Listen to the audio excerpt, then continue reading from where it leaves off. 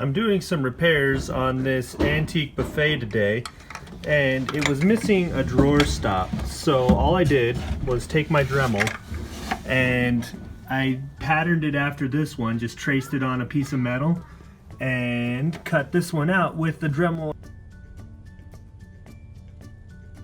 The veneer was popping up right here in this area, and it's still not perfect, but we'll sand that a little bit smooth. It had a big spot back here that I puttied. We're gonna be gel staining this, so it's all gonna get a light sanding. And then Jamie's going to stain the top with the gel stain, and the bottom is going to be painted. So I'm gonna go ahead and start taking the hardware off, and then we'll go ahead and get it prepped for paint.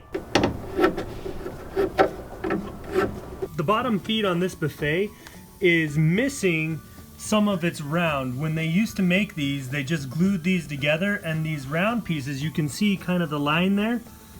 So what'll happen is sometimes they'll chip off and chunk off, and I have saved some.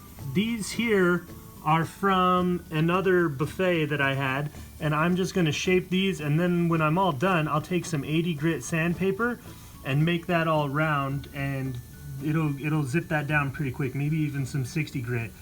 But I'm gonna finish cutting these, that way I've got a round foot here and there, and then this one here is also missing some, and we'll make those all match. So this top has a bunch of damage to it, so we are using a gel stain, which technically you don't have to sand it down, but we want to take the wood lighter, and the only way to go lighter with gel stain is to sand it down. So I'm sanding down the top. I'm using a heavy grit or a low grit sandpaper now, and then I'll smooth it out with the 220, and then I'll be ready for my gel stain, and hopefully it gives us the color that we're looking for.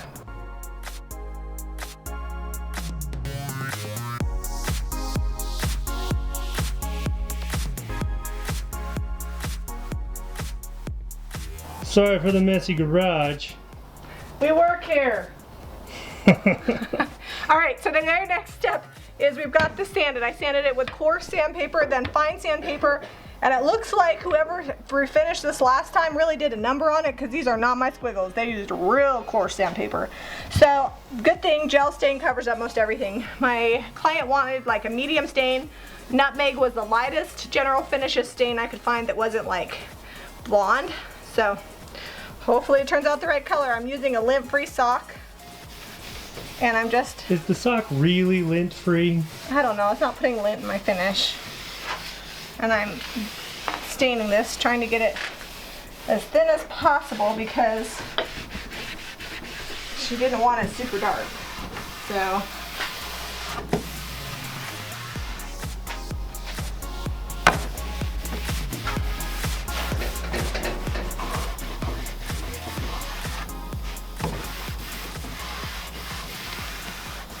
and I'm just doing one coat, because 2 coats. You got some over here on the side. Sorry. 2 coats would make it too dark. Oh, on the side of the thing, I don't care. I'll cut that off later.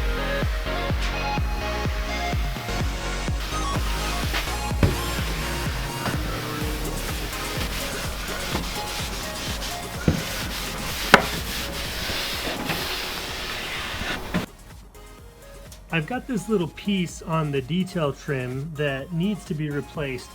I made like a kind of just a piece out of plastic over here because this piece was really missing a big spot.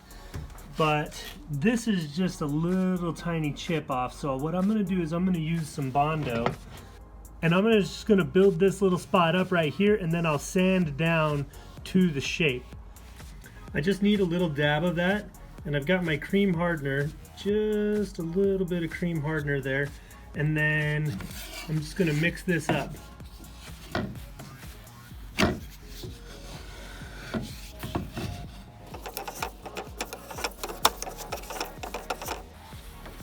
Alright, that's pretty well mixed. I'm just gonna put my little spot right there.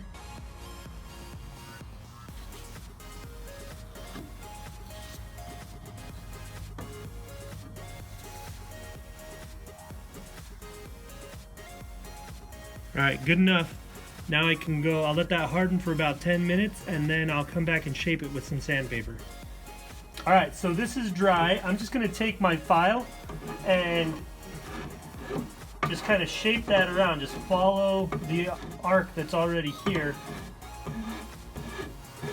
And this is rounded on the back side, so I can come in here and do a little bit of grinding on that front side there.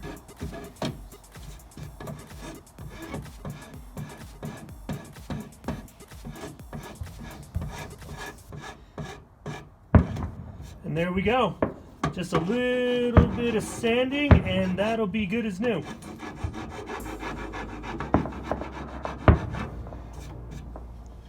I just wanted to show you a few of the repairs that we did before we painted it. Jamie and I painted this live on YouTube the other night. If you're not catching those videos, make sure you hit the notifications bell so you get the alert. There's a ton of information in those because people just ask us questions the whole time and we rapid fire answer them for about 20-30 minutes usually. Jamie put a second coat of paint on this off camera, did some light distressing, and then she took some dark wax and put that in all the details and then wiped that off. And we have videos on that, so I'll make sure to link those so you can see that process. Thanks for watching. Be sure to give us a thumbs up and subscribe to Jami Ray Vintage for more DIY.